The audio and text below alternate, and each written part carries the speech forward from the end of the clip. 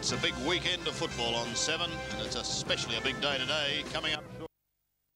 87 here tonight, so close on 45, and most of them enjoying this. Smith up towards full forward for Footscray. Delray taken out of the contest. Grant and Hart. Grant did well. Ball spills out the back. Hart's got it, but it's going to be a ball up. So Footscray outclassed tonight after winning their last 3 matches against Adelaide. Stanfield tries to burst clear, gets around Lee, but he's kicked out of bounds on the full. And McGuinness will take the free kick.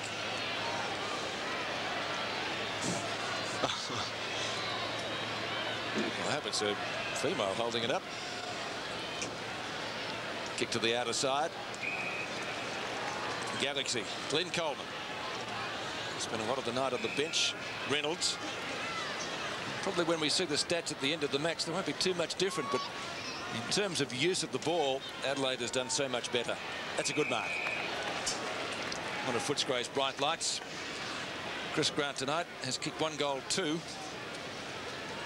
I guess they expect a lot from him there, Ross, but tonight the opportunities really haven't been there. Yes, he's that player that they're expecting to take the next jump, the next step further up the run. He missed the early part of the season, at 5 games, I think, with after ankle surgery, but he's a player that they really want to control that forward line. 1 goal, 2 against his name tonight, Chris Grant. Against the breeze, 45 out, won't get the distance. Ball lands in the goal square. West should kick a goal, and does. West gets his second. And some respectability added to the Footscray score. This Grant scratches his head after not doing much with this kick. Yes, again, just lacked the timing there. He just poked at the footy once more, but just lacked any sort of distance with it. The kick of a very tired player.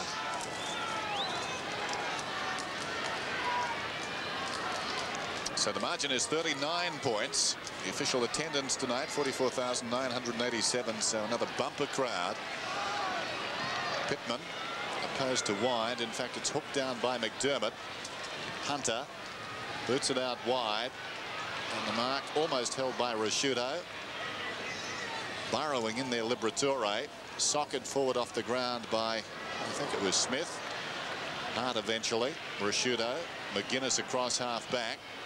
Kicks it very wide. Jamieson will need to stretch here. The ball runs away from him and goes out of bounds. Well, taking a look at some of the stats, I mean, Bickley outstanding on Atkins. Went there to, well, I suppose tag him is the right word, but 41 possessions. He's done a little more than that. Atkins has responded with 23, but Bickley has been telling. And Simon Tregenza so far, 33 possessions. As Cameron gives it away to Collinhook. Collinhook floats one down towards half forward, missed by Visca. A rare mistake from him. The hand pass comes from Grant to Atkins, who goes down towards the kickoff line. Delray surely should have got it free, and will. Yeah, it's definitely a free kick there.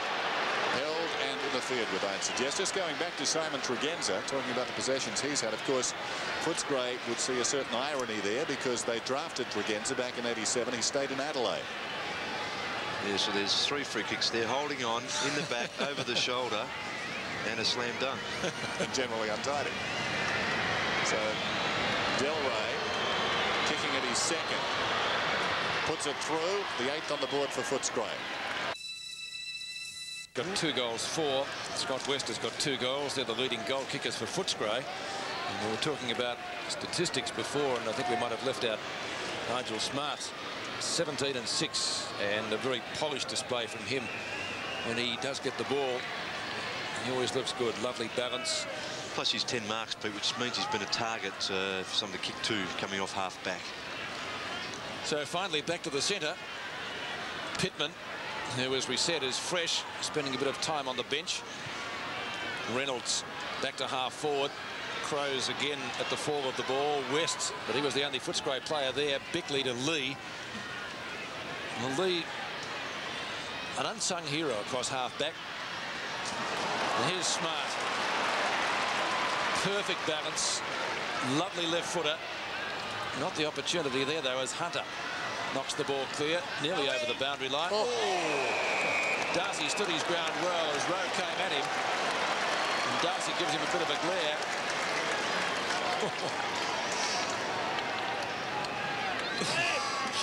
He rode that well. You'll feel that for a while, though, just the same. They hurt. Atkins. McDermott. That's a well-weighted kick. It's been the belly, sorry, but it's been the belly of Scott Hodges tonight. Even though he hasn't much of the foot, he's been prepared to continue to lead. I know Chris McDermott said on a number of occasions that when you come with the ball out of the centre, although it wasn't through the centre this time, the first player you generally see on lead is Scott Hodges. Mondra's not as obvious as silly as that may sound, but Hodges is a very much a good leader. 4 goals against Brisbane. McGarry medalist, going for his second tonight, and gets it.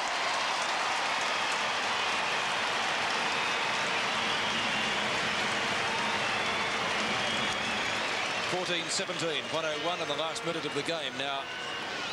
Yes, and I said it before too, without repeating myself, but perhaps not everyone may have heard, that is that it's difficult for someone like a Hodges who's been used to being the key up forward to play a subordinate role, to play alongside Mondra, the league's leading goal kicker, is not easy. And I think he's just kept persisting tonight, and to his credit, a couple of scores on the board.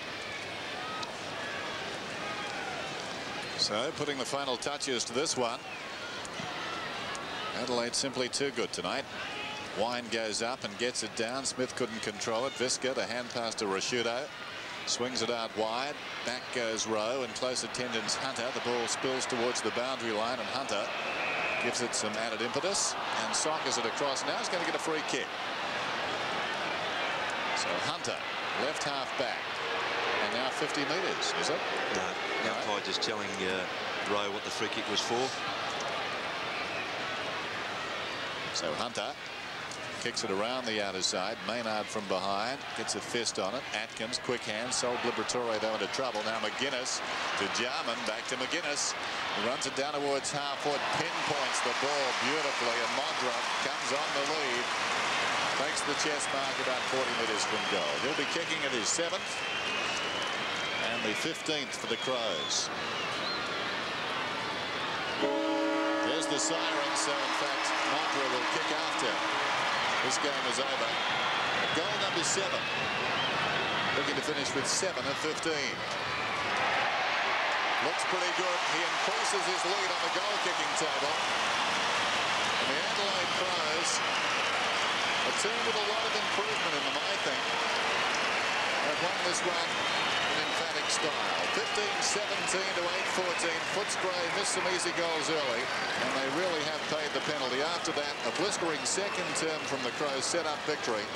That man up forward, terrific tonight, Nigel Smart. Bickley comes across too. They've had many good players, a lot of young players in the team, and there's one of them, Ben Hart. Well, let's go, be happy. Let's go down to Max Stevens. Nigel Smart, congratulations. Possibly one of your best games for the year. Now, what do you prefer, the back lines or the forward lines?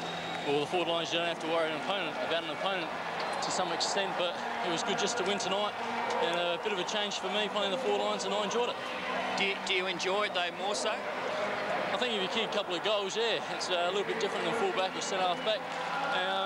And I don't mind them too, actually. Right, Nigel, what was the preparation? I mean, a very important game. You're probably in the 6th now. I mean, did Graham stress that during the week? Well, we all know it's a critical time of the year.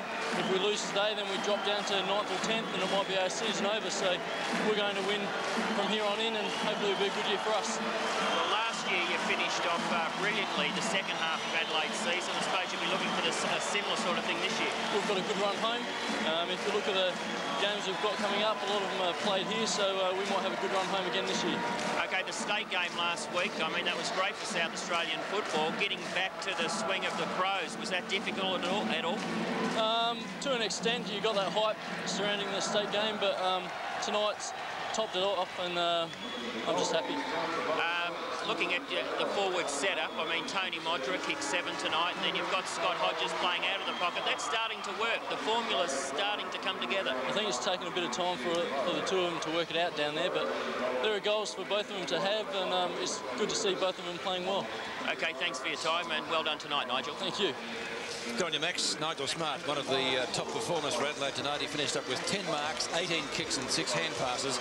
So I guess on that you'd probably have to put him. And that play on screen quickly, Smart second quarter, he kicked 2 goals, but more importantly, he just gave them someone to kick to at centre-half forward, which Footscray, on the other hand, didn't have.